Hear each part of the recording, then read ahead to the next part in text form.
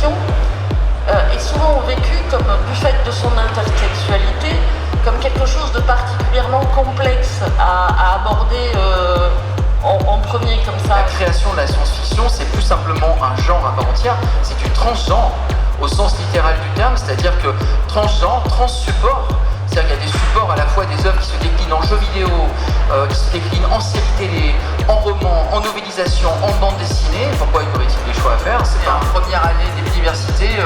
Ah, vous écrivez de la science-fiction. Ah, ça va mal tourner. Hein. N'en parlez pas. Et maintenant, à l'inverse, les gens t'appellent, ils te disent oui, vous êtes auteur de science-fiction. Ah, ça tombe bien, on fait un colloque. C'est pas sur la science-fiction, mais on a besoin de vous. Venez. On a besoin de la science-fiction. La science-fiction comme éclairage sur des problématiques sociales, juridiques, politiques, institutionnelles. Maintenant, il faut regarder aussi ce qui a le sang d'œuf, les petits jeunes, la nouvelle palette de leurs thématiques. Umberto Eco disait que l'auteur de science-fiction est un scientifique imprudent qui ne va pas jusqu'au bout de la vérification de ses hypothèses. Et ça renvoie évidemment à la physique, aux expériences de pensée en physique, avec parfois un temps très long entre une expérience de pensée et sa réalisation. Et donc l'idée, c'est d'utiliser des histoires de science-fiction, des images de science-fiction, pour s'interroger sur est-ce que c'est possible ou pas, par exemple. Quand même s'il y a des êtres vivants dans des exoplanètes, ils sont effectivement beaucoup plus loin que ce sont les voyageurs par rapport à la Terre. Mais si ces civilisations ont des moyens techniques qui sont bien supérieurs aux nôtres, peut-être qu'ils vont détecter le petit signal de l'assaut voyageur. Et donc ils auront peut-être, une possibilité de voir ce qu'il y a dedans. La science, c'est quelque chose qui n'est pas simple. La mécanique quantique, c'est pas simple du tout à représenter. Il y a des concepts hyper contre-intuitifs. Et donc avoir un média dans lequel on peut dessiner n'importe quoi en fait. Et l'animer, donc la quatrième dimension, le temps, c'est extrêmement puissant. Il y a plein de façons d'apprendre. On peut écouter des gens, on peut regarder des gens, on peut prendre des notes, tout ça. Mais quand on fait les choses dans un jeu, on fait en fait. Comme un scientifique fait des expériences, le joueur il fait des expériences, il fait des essais, des erreurs, exactement comme le scientifique. Donc quand on fait ces expériences-là, il paraît, les pédagogues nous disent ça, que ça rentre bien le savoir dans le cerveau. Le jeu vidéo en solo vous valorise toujours. Vous gagnez toujours. Quand vous jouez, c'est pour gagner.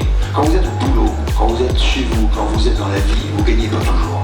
C'est un phénomène qui se passe au niveau du cerveau, c'est chimique. Lorsque vous faites plaisir, vous achetez une sucrerie, c'est exactement le même phénomène physique qui se produit. L'être humain augmenté, il est déjà là, même s'il est assis sur son fauteuil ou autre ou pas. En termes de développement du cerveau, il y a vraiment quelque chose de particulier. Et les gamins qui sont dans les écoles de jeux vidéo, c'est pas les mêmes que ceux qui sont dans une école de commerce. En jeu de rôle, à un moment donné, sur différentes scènes, il y a toujours quelqu'un qui va être la star de la scène. Le meilleur narrateur, celui qui a le plus de spontanéité, de charisme et d'aplomb dans ce qu'il dit, il prend naturellement un ascendant sur la table. Le travail du meneur de jeu, quand il y en a un, il est aussi de lisser ça. Ça aussi, c'est aussi une partie de ses prérogatives, c'est d'équilibrer la discussion autour de la table de jeu pour que tout le monde profite. Le jeu de rôle, il est tellement naturel, on ne se corrige pas de ces travers en jouant. Au contraire, le jeu est un révélateur véritablement de ce qu'on est. Il fait de nous des humains. Les premiers à exploiter les technologies les plus pointues, c'est l'armée. D'abord qui sont évidemment généralement à l'origine de ces technologies. Et puis le jeu. Sur la plupart des jeux, la monnaie est facilitatrice du jeu. C'est un manque d'imaginaire, un manque d'imagination des créateurs sur des jeux de civilisation, clairement. Et la monnaie, c'est le point commun à toutes les natures d'achat. On veut acheter des technologies, on veut acheter des chars, on veut acheter de l'infanterie, on veut acheter des bâtiments, on veut acheter tout ce qu'on veut. C'est facile, j'ai de la monnaie dans tous les jeux. Donc, 3000 jeux par an qui sortent en France. C'est colossal, c'est énormissime. Forcément, le jeu est le reflet de notre civilisation, mais un peu comme tous les autres domaines. Ce domaine-là, en tous les cas, a pris un impact sidérant sur la vie sociale, sur le tissu social, le tissu familial. L'attirance des auteurs de fiction pour ces mondes s'expliquerait déjà par cette dimension de jeu. Et au fond, tous les univers imaginaires sont peut-être des héritages de rêveries enfantiles.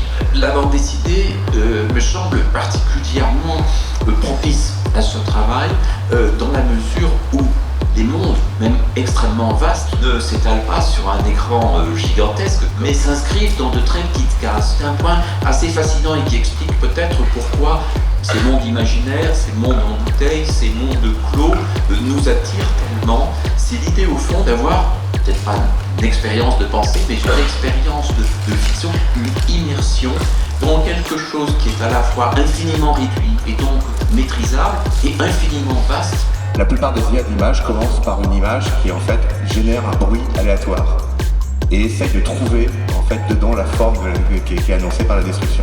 On a l'envie au travail de tout le monde, les morts, mais tous les vivants et tous ceux qui en vivent encore aujourd'hui. C'est là que évidemment les premiers problèmes éthiques en termes de travail apparaissent. On va avoir droit avec ces intelligences artificielles à une évolution exponentielle. Il y a des sociétés, des éditeurs qui ont de l'éthique. Et j'ai vu que le livre de poche s'engage à ne pas utiliser IA pour faire leur couverture et à continuer à payer et à embaucher des illustrateurs.